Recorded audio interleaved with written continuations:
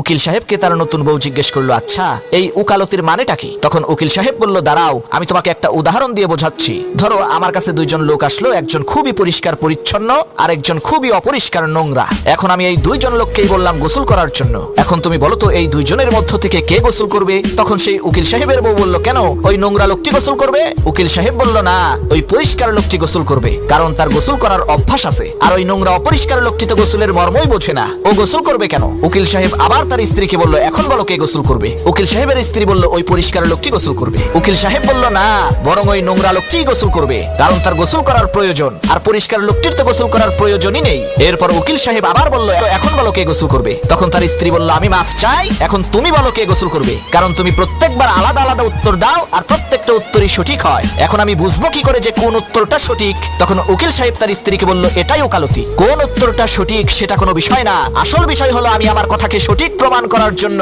কতগুলো যুক্তি আর দলিল দিতে পারি।